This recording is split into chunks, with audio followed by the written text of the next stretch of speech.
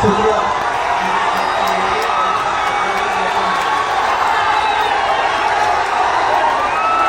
बहुत शुक्रिया।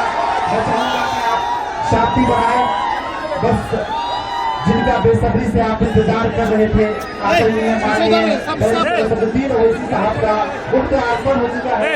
मैं चाहता हूँ कि बिल्कुल अफरा तफरी का माहौल न बनाए, अफरा तफरी का माहौल न बनाए।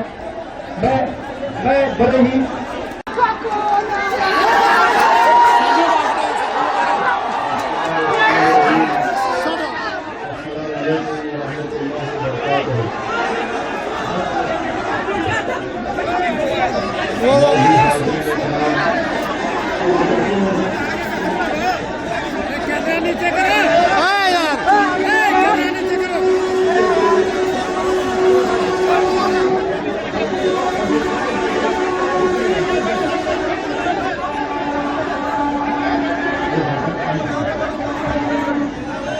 बादरी ने कहा बुजुर्गों ने कौन और मिलो मेरी सरदार भाई बहनों मजलिस इत्तेहादुल मुस्लिमीन बरानी के उम्मीदवार जनाब मुतीउर रहमान साहब, मैं आप तमाम का दिल की गहराइयों से शुक्रिया अदा करता हूँ कि इतनी बड़ी तादाद में आप यहाँ पर जमा हुए हैं। मैं माजरत चाहता हूँ, हमको हेलीकॉप्टर उड़ाने के लिए क्लियरेंस नहीं मिला, इसलिए बहुत देर हुई है और मुझे यहाँ से अबूर को भी जाना है और 4 बजे हेलीकॉप्टर उसके बाद नहीं उड़ता है क्योंकि काफ़ी अबर आलूदा मौसम है। मगर मैंने मुतीउर रहमान साहब से वादा किया था कि मैं फरारी आऊँगा और आकर मैं आपके लिए जनता के दरमियान में खड़े होकर मजलिस इत्तेहादुल मुस्लिमीन के उम्मीदवार की ओर देने के लिए आपको अपील करने आऊँगा। अल्हम्दुलिल्लाह अल्लाह ने मेरे इस वादे को पूरा करवाया। आप तमाम का बहुत शुक्रिया। ये लड़ाई सीमांचल के इंसाफ की लड़ाई है। बीजेपी 20 साल से नीतीश कुमार के साथ है, वो नाकाम साबित हो रही है। बीजेपी किसी अल्पसंख्यक समाज के मुसलमान को टिकट नहीं देती। राजद है 14% यादव है 36% टिकट देते हैं और मुसलमान को चरमपंथी कहता है और फिर उम्मीद करता है कि उसको वोट मिलेगा। इंशाअल्लाह ताला की बार ना घुसपैठी बोलने वाले को वोट मिलेगा, ना चरमपंथी कहने वाले को वोट मिलेगा। मिलेगा तो पतंग छाप को मिलेगा। तो मेरी आप तमाम से अपील है कि 11 तारीख को अपने इत्तेहाद को मजबूत करिए और एक जियादे हमारे इस भाई को मुतीउर रहमान को जो हमारा भाई है इसको कामयाब करिए। याद रखिए गरीब की तकलीफ अगर कोई समझता है तो पतंग छाप वाला समझता है। रिश्वतखोरी को अगर कोई आम किया तो जेडी और बीजेपी ने आम किया। अगर किसी ने जुल्म किया सीमांचल पर तो उसमें राजद की और गठबंधन के लोग भी शामिल है। एक नए दौर का आगाज करिए और 11 तारीख के दिन सुबह अपने घर से निकलकर मजलिस के उम्मीदवार और पतंग छाप पर बटन दबाइए ताकि हमारी आवाज पटना की विधानसभा में सुनाई दे।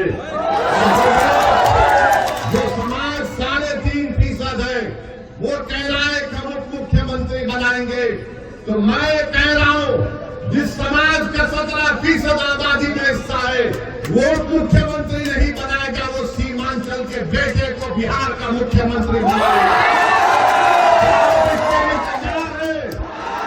क्या आप मुख्यमंत्री चाहते हैं अपना? तो क्या आप इत्तेहाद का सबूत देंगे? मेरे अजीज दोस्तों बुजुर्गों, मेरी सरदार माँ और बहनों, आपका बहुत बहुत शुक्रिया।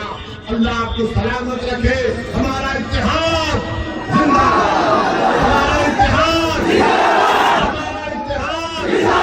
सीमांचल की जनता जिंदाबाद, सीमांचल की जनता जिंदाबाद, बरानी की जनता जिंदाबाद, मुतीउर रहमान जिंदाबाद, नारे तकबीर।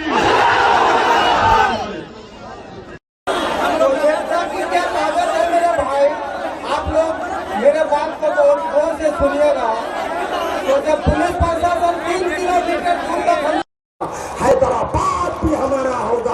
और दिल्ली भी हमारा होगा। तो बताओ किसका मिसाल दोगे मेरे दोस्त? सिर्फ गाय गाय और चाय चाय।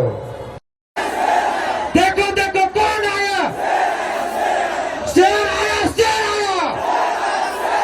देखो देखो कौन आया, देखो देखो कौन आया, शेर आया। बहुत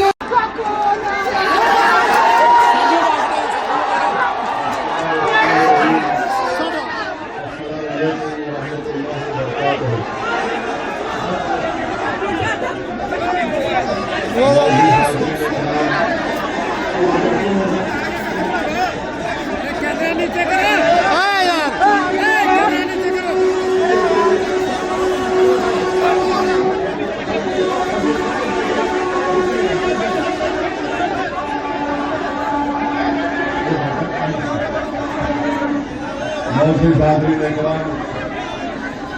बुजुर्गों ने कौन और मिला मेरी सरदार भाई बहनों, मजलिस इत्तेहादुल मुस्लिमीन बरानी के उम्मीदवार जनाब मुतीउर रहमान साहब, मैं आप तमाम का दिल की गहराइयों से शुक्रिया अदा करता हूँ कि इतनी बड़ी तादाद में आप यहाँ पर जमा हुए हैं। मैं माजरत चाहता हूँ, हमको हेलीकॉप्टर उड़ाने के लिए क्लियरेंस नहीं मिला, इसलिए बहुत देर हुई है। और मुझे यहाँ से अबूर को भी जाना है और 4 बजे हेलीकॉप्टर उसके बाद नहीं उड़ता है क्योंकि काफ़ी अबर आलूदा मौसम है। मगर मैंने मुतीउर रहमान साहब से वादा किया था कि मैं बरारी आऊँगा और आकर मैं आपके लिए जनता के दरमियान में खड़े होकर मजलिस इत्तेहादुल मुस्लिमीन के उम्मीदवार की वोट देने के लिए आपको अपील करने आऊँगा। अल्हम्दुलिल्लाह अल्लाह ने मेरे इस वादे को पूरा करवाया। आप तमाम का बहुत शुक्रिया।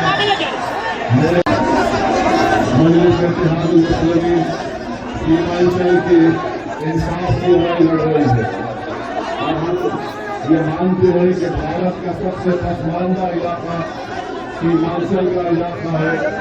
सीमांचल की नाइंसाफी को खत्म करने के लिए बहुत जरूरी है कि आप मुत्तहदा तौर पर अपने के वोट का इस्तेमाल मजलिस के उम्मीदवार मुतीउर रहमान साहब के हक में करिए।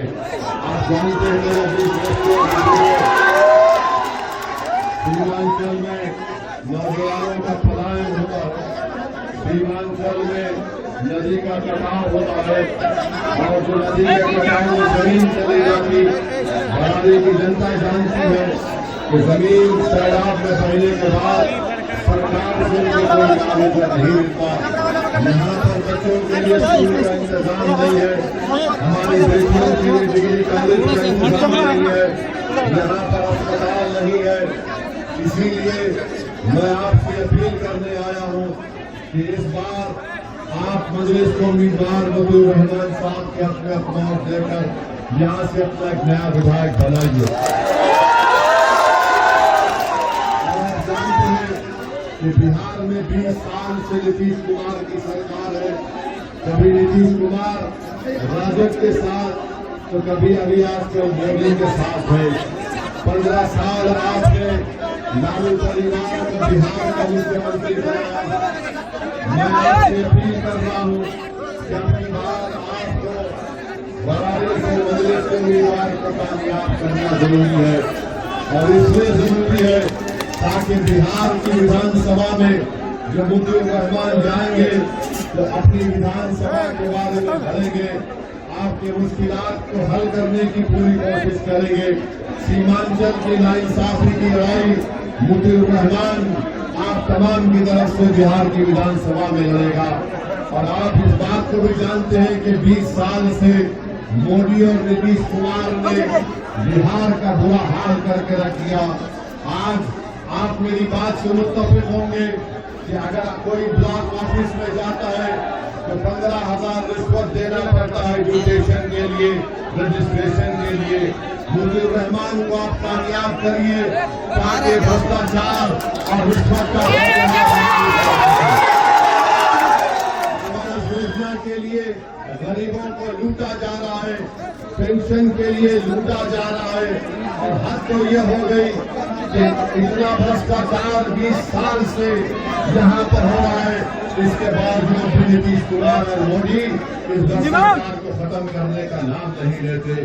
नरेंद्र मोदी का एक मंत्री है बिहार में, कहता है कि मुसलमान नमक हराम है, वो हम वोट नहीं देते। हम नरेंद्र मोदी से, नीतीश कुमार से पूछना चाहते हैं, आज जो भारत सरकार हो या बिहार की सरकार हो, जो हमारी बहनों के अकाउंट में पैसे डाले जा रहे हैं, वो आपके जेब के पैसे हैं या जनता का पैसा, हमको बताइए आप। ये किसी के बाप का पैसा नहीं है, जनता का पैसा है। और वो जनता का पैसा जिसको 20 साल से नीतीश कुमार की सरकार ने रिश्वत और भ्रष्टाचार से उनका खून चूसा।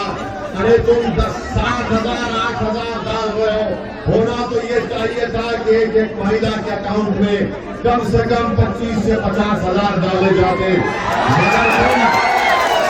रिश्वतखोरी को नीतीश कुमार ने आम कर दिया और वो मंत्री कहता है कि हम नमक हराम है।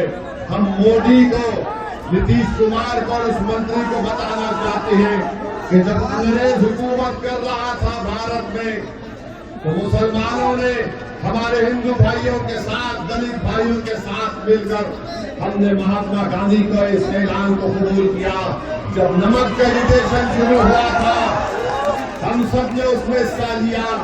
हमने अपने इतिहास की कुव्वत पर अंग्रेजों को मार के भारत से भगाया। हम उस मंत्री से कहना चाह रहे हैं, देश की आजादी में तुम्हारा या तुम्हारे आरएसएस का कोई रोल नहीं था। तुम्हारे बड़े बड़े आरएसएस के नेता अंग्रेजों के तलवे चाट रहे थे। तुम अंग्रेजों से नहीं दे रहे थे।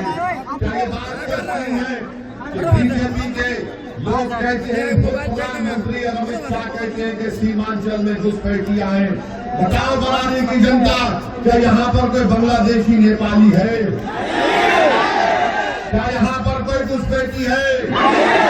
जब घुसपैठी नहीं है तो क्यों सीमांचल को बदनाम करने का काम मोदी और नीतीश कुमार कर रहे हैं? तो मालूम हुआ सीमांचल से नफरत करते ये लोग। सीमांचल की पसमानदगी को दूर करना नहीं चाहते, सीमांचल में गरीबी का खात्मा नहीं करना चाहते, सीमांचल के नौजवानों का पलायन रोकना नहीं चाहते, सीमांचल में जो जमीन चले जाती सैलाब में जमीन को वापस नहीं करना चाहते।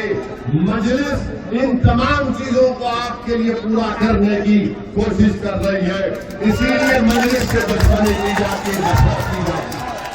दूसरी तरफ हम देखते हैं कि तेजस्वी यादव है, मीडिया से कहता है कि ओवैसी और उसकी पार्टी चरमपंथी है।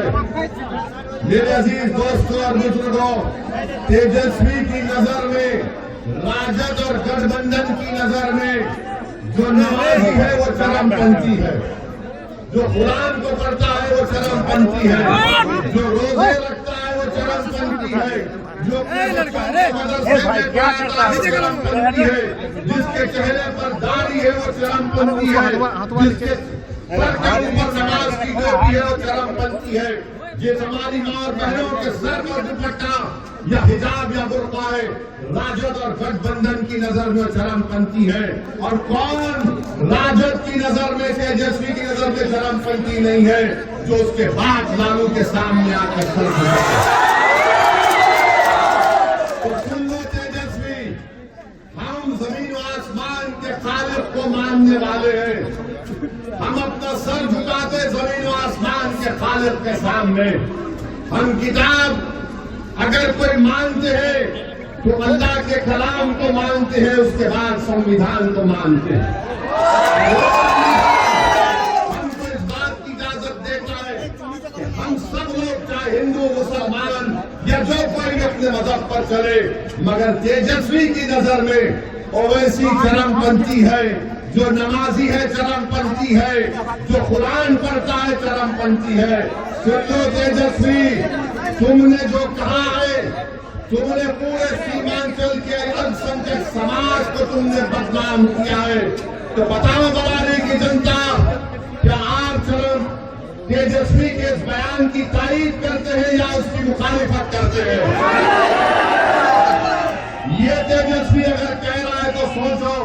ये मोदी का छोटा भाई बनकर अपनी नफरत का इजहार कर रहा है। ये आज सत्ता में हासिल करने के लिए और गुरूर और तकब्बुर में डूबा हुआ शख्स है जो किसी नमाजी को चरमपंथी कहता है। अरे सुन तेजस्वी, तुझे जो गाली देना बकरे, मगर याद रख असदुद्दीन अवैसी 5 मरतबा का सांसद है, और मैं 5 मरतबा का सांसद हूं। 2 मरतबा मुझे पार्लियामेंट की तरफ से बेहतरीन पार्लियामेंटेरियन का अवार्ड मुझे मिला। और ये लालू का बेटा बोलता है मैं चरमपंथी हूं।